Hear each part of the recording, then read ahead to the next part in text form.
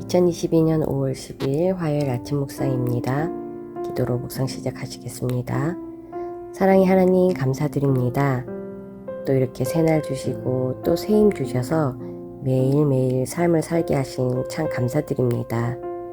오늘도 주님 깊이 만나는 이 아침 묵상 시간에 바르게 알고 또 바르게 깨달을 수 있도록 지혜 주심을 감사드리며 예수님의 이름으로 기도드렸습니다. 아멘.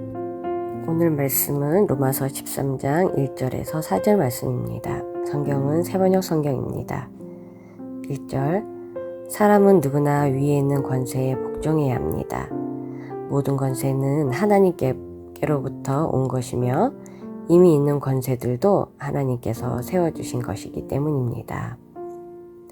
1절은 이 세상에 속하지 아니한 천국 시민으로서 성도들이 필연적으로 겪게 되는 갈등과 바람직한 생활 자세를 말하고 있습니다.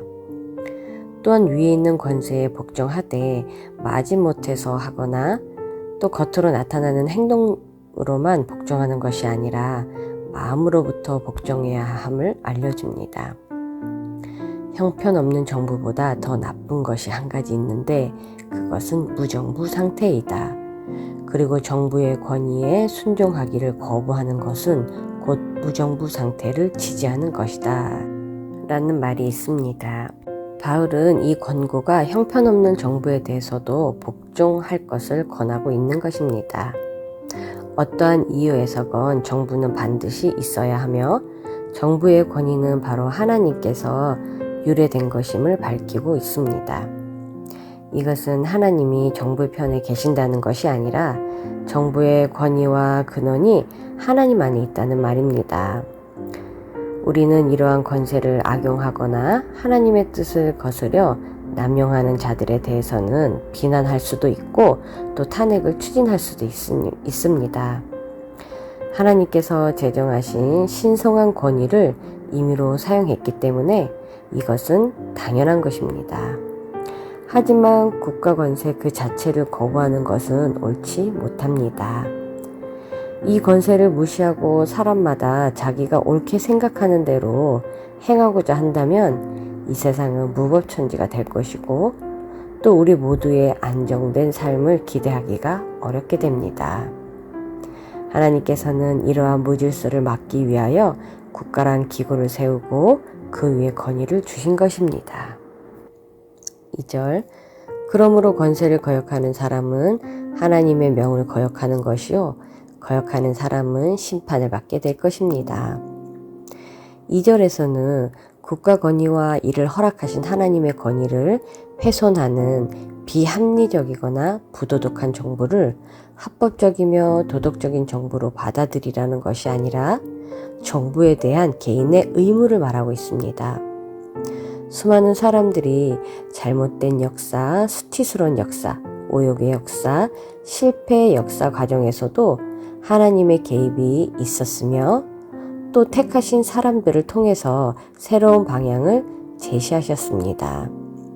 그분은 언제든지 자신의 계획에 따라서 역사하시기 때문에 우리가 그분보다 앞서려고 한다면 실패할 수밖에 없습니다.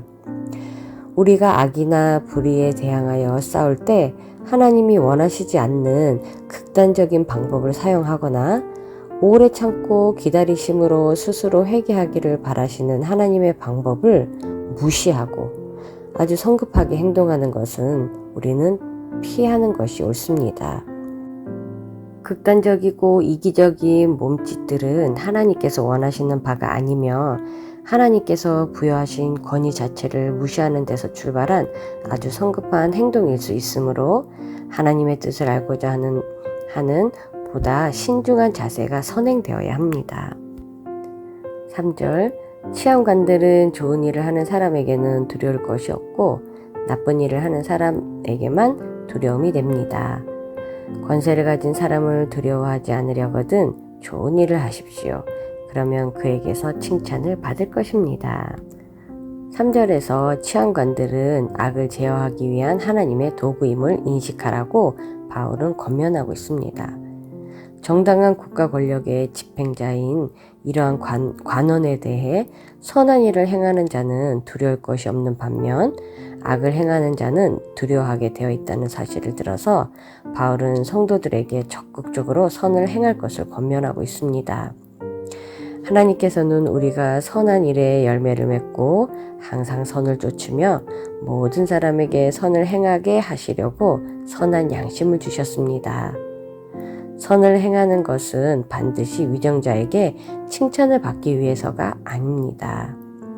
이와 관계없이 성도는 하나님이 원하시는 바에 따라 어떤 여건 가운데서도 선을 행해야 합니다. 성도는 선을 행함으로 현실적인 불이익이 있을 때에도 선을 행하는 데 게으르지 말아야 함을 깨닫게 합니다. 4절 통치자는 여러분 각자에게 유익을 주려고 일하는 사람의 일꾼입니다. 그러나 여러분 각자가 나쁜 일을 저지를 때에는 두려워해야 합니다. 그는 공연히 칼을 차고 있는 것이 아닙니다. 그는 하나님의 일꾼으로서 나쁜 일을 하는 자에게 하나님의 진노를 집행하는 사람입니다. 4절에서 국가의 통치자와 관리들은 하나님이 세우신 직접적인 목적이며 그것은 곧 선을 이루게 하기 위함입니다.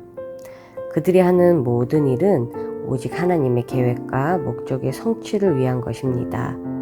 그러므로 하나님의 도구로서의 역할을 담당하는 위정자의 권위에 복종하는 것은 당연함을 알게 합니다. 우리는 그들이 행하는 실정 속에서도 하나님의 분명한 계획이 들어있음을 믿어야 합니다.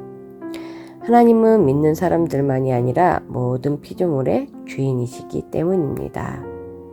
성경의 역사 가운데도 진실한 신앙을 가지지 않았던 바벨론의 느부갓네살 왕이나 바사의 고레스 왕도 하나님의 종으로 불려진 바 있습니다. 모든 사람과 모든 것이 다 그분에게 속하여 있으므로 하나님께서는 어떤 사람도 임의로 사용하여 당신의 뜻을 이룰 수 있으시다는 것을 깨닫게 합니다. 오늘도 나의 주인 되신 하나님께 감사드리며 주님과 동행하기 사랑합니다. 축복합니다.